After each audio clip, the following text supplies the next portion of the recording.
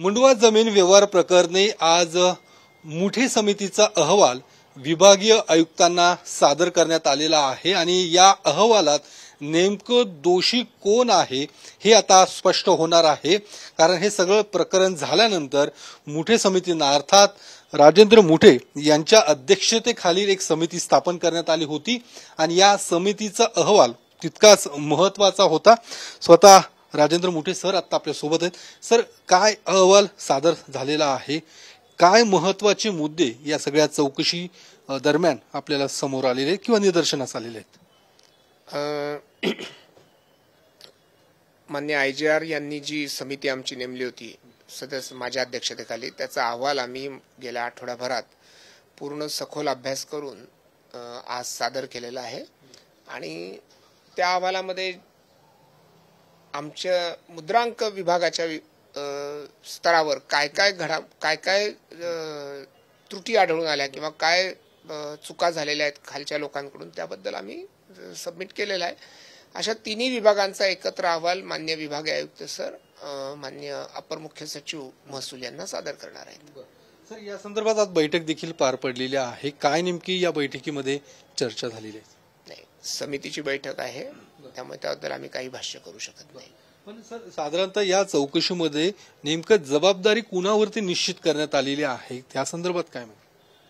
मी परत तेच सांगतो की ज्यांच्याकडून चुका झालेल्या आहेत, ज्यांनी चुका केलेल्या आहेत त्यांच्यावर जबाबदारी निश्चित करण्यात आलेली आहे। यामध्ये अमेरिकन कंपनीचा काय नेमका रोल आहे ते समोर आलंय का, किंवा या सगळ्या व्यवहारामध्ये जो काही व्यवहार झालेला आहे त्यामध्ये हे सगळे जे ज्यांच्यावर तुम्ही गुन्हे दाखल केलेले आहेत त्यांचा नेमका काय काय रोल आहे ते काही समजू शकले? हो, निश्चित मी तेच सांगतोय परत की आम्ही याबद्दल अहवालामध्ये व्यवस्थित भाष्य केलेलं तपासणी करून की कोणत्या स्तरावरून आणि कोणाकोणाकडून काय चुका झालेल्या आहेत।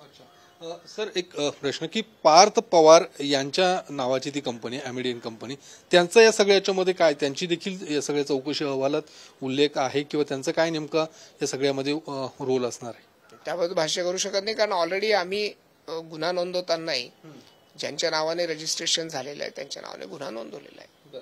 पण अधिकारी कोणी सर अजून काही या सगळ्या संदर्भात कारवाई होताना दिसते की अजून काही अधिकारी किंवा कर्मचारी कोणी अडकलं याच्यामध्ये? नाही, कारण जसं तारू म्हणून जे काही सहाय्यक निबंधक आहे त्यांचं निलंबन झालंय, असे कोणी आपले मुद्रांक विभागाचे किंवा अन्य काही या सगळ्या व्यवहारात नाही, याच्यात तरी नाही अजून।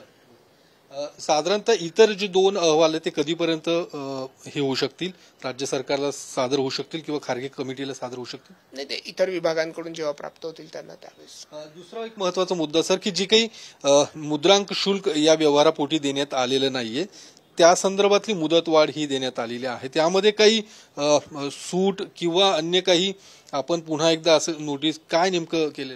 अजिबात नाही, JDRनी ती नोटीस दिलेली आहे। JDR कडे त्यांनी रिक्वेस्ट केली होती की आम्हाला 15 दिवसाची मुदत द्यावी, परंतु JDR यांनी त्यांना 7 दिवसाची मुदत दिली।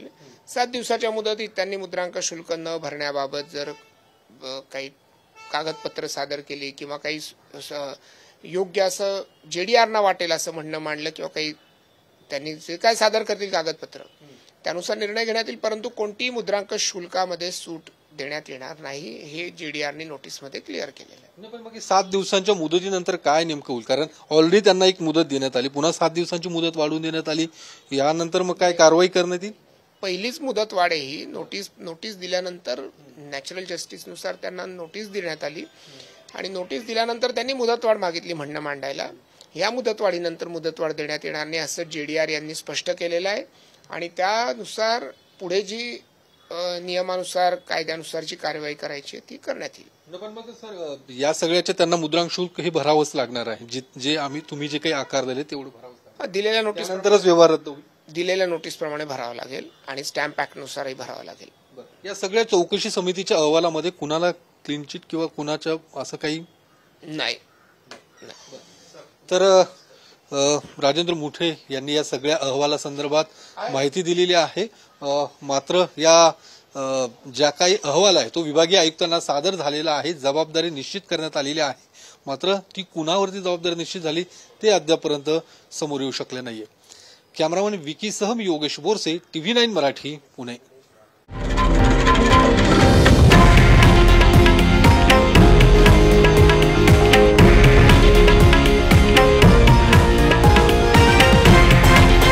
हे आहे देशातील नंबर 1 न्यूज नेटवर्क आणि आपण पाहत आहात TV9 मराठी, एकमेव.